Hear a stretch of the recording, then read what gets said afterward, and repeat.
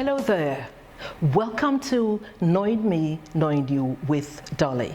I am Dolly Asendu. Our theme for today's edition of Knowing Me, Knowing You with Dolly is who is in charge?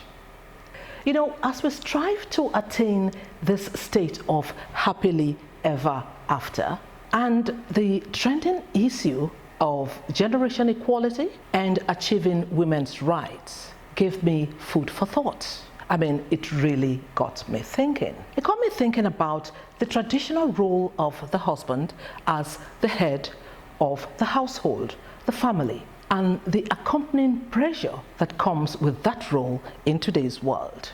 It also got me thinking about the changing roles of spouses or partners in marriage and the benefits therein if accepted and embraced. Personally, I strongly believe in the role of the husband as the head of the family or the household. For any group in society to succeed, there must be a head, a leader. Someone has to be in charge. The family is the smallest unit of society. The family is therefore an extremely important group of people who sometimes, against all odds, still love, protect, and care for each other. In a family setting where there is a husband, a wife, and children, I see the husband as the head of the family, the leader, the person in charge. Take my family, for instance. My husband was head of the family and leader. In fact, I called him my king and treated him as such. Why? Because he treated me as his queen. There was mutual love, respect, caring, sharing, compromise, and all that. He encouraged and supported me in every way, in everything I wanted to do. My education, my career, my business. So, being the head of the family is not just by name or title. It comes with corresponding responsibilities. A key responsibility to being a provider for the family includes a house, providing a house or a place to live for the family, food, school fees, a car or something to get around in, upkeep for your wife, the children, and the extended members of the family in the house, providing for your own upkeep, your relatives, her relatives, and so many others. Protecting the family, guiding the family. These are enormous responsibilities. But does it have to be that way where only the husband takes on such enormous responsibilities? I say no. I didn't expect my husband to carry the full burden alone. So I tried to do my part. We have found that so much pressure is put on the husband these days when, as head of the family, he is expected to be the sole provider. Many men have been known to just disappear.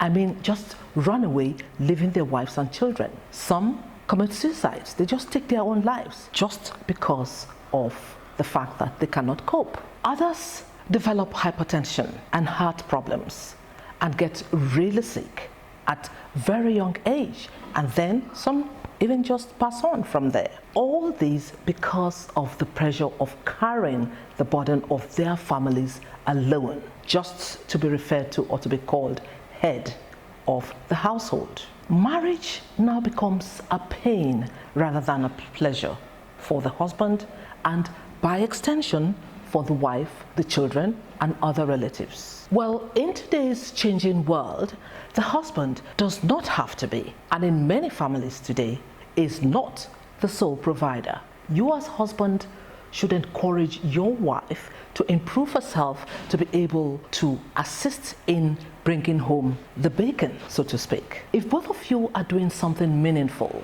that brings in money for the family, then the burden on the husband would be drastically reduced. It now becomes a shared responsibility where you both sit down, discuss, and plan things for the family. The husband, of course, taking the lead. This means that these days, where most young couples do not have maids, the responsibility, in the home have to be shared. between the husband, the wife, and even the children as they grow up. For example, shopping for food items, cooking, tidying up the house, cleaning up the house, doing the laundry, and all that can be easily shared. While the husband is doing this, the wife can do this. Even the children can be taught at an early age. Go tidy up your room. Put away your toys. So the child does not get used to the fact that he has to wait for mommy to, keep picking up his toys, behind him, or daddy to do that, or wait for some maid to do it. So that's the kind of thing I'm talking about. For instance, in my own case, my husband did the shopping a lot of times. Sometimes we would do it together. In fact, he loved us shopping together.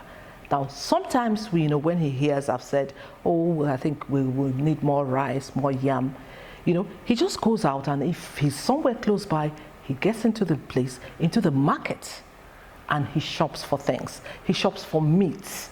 He shops for palm oil, for crayfish, for yam. Things that, some men would think, is beneath them. He does that. And in our early years of marriage, he used to cook. He used to make this very good pot of soup with so much meat that there would be no space except, one thing or the other. And then as we got married and, time went along, I felt that, that was wasteful. So I gradually stopped him, cooking, especially soup. But he could bake boiled rice, yam and stuff like that, until the family started, expanding, extended family members started coming in, the children started growing, and then, there was really no need for him to be going into the kitchen at that point because there were so many people to do it. But for a young couple, I don't see anything wrong with both of you sharing these responsibilities. So a situation whereby you as husband, now says to your wife, this must happen or this must not happen because I am head of the house, simply does not arise because both of you are communicating. Though as husband, you are in charge, you are both discussing, working together, communicating, sharing, caring, and compromising because there is mutual respect for each other. Finally, as we work towards a happy, fulfilling, and lasting marriage, we must not overlook the importance of teaching our children how to take care of their basic needs. You may find it surprising that in some homes, the children cannot do basic things, both the girls and the boys. They can't cook anything decent, they can't clean, they can't wash, they can't iron, nothing. So let's teach both our daughters and our sons how to do these basic household chores. Share the responsibilities in the home so that as they grow and become adults, they will be able to take care of, their basic needs and eventually become better husbands and wives.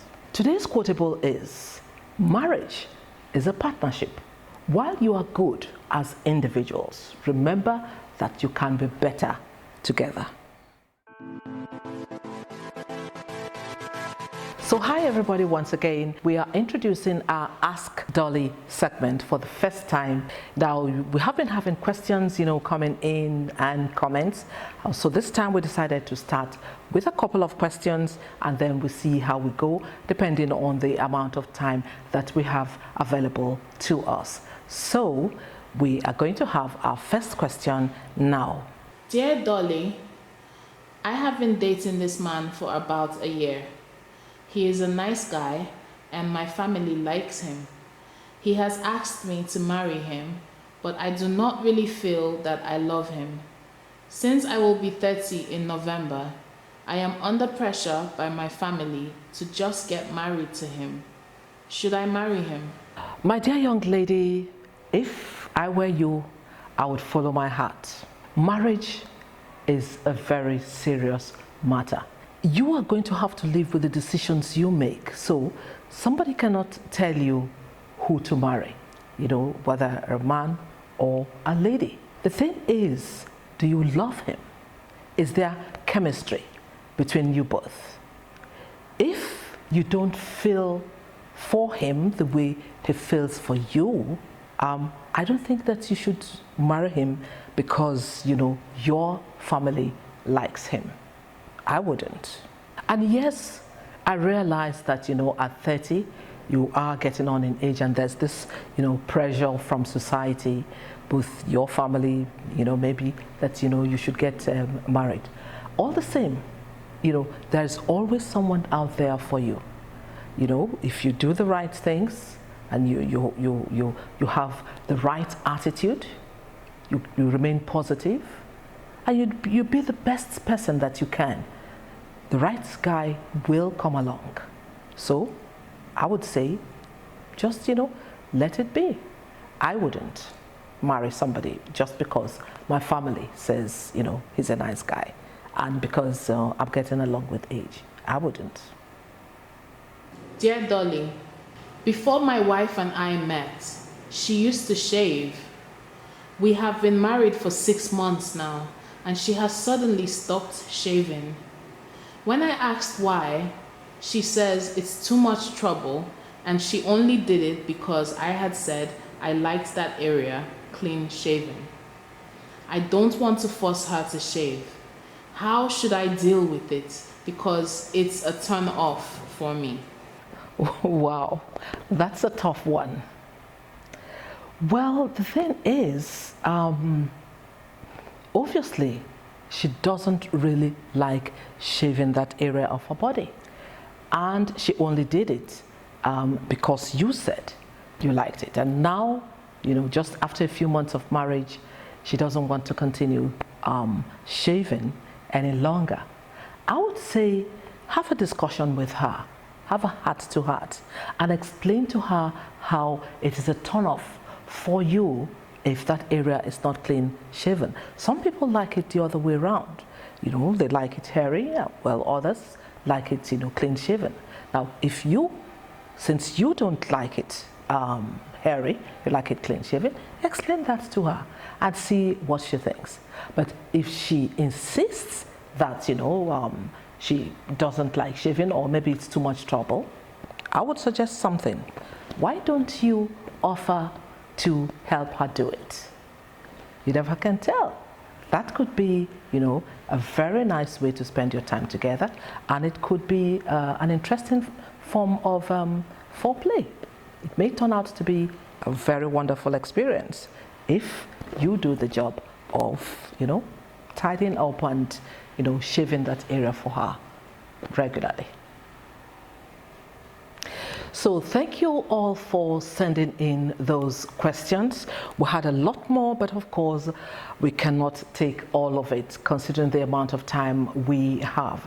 So on our next edition, we are going to answer more of your questions. But thank you so much for taking time to bring in these questions. I'm sure everybody is going to benefit from them. With that, we come to the end of today's edition of Knowing Me, Knowing You with Dolly.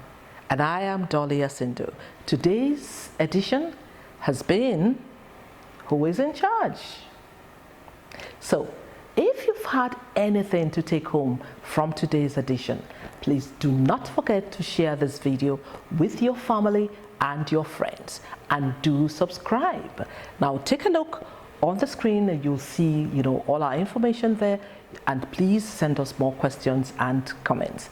Thank you for being a part of the Knowing Me, Knowing You with Dolly team. It was wonderful having you with us today. Let's do this again sometime, okay? Bye.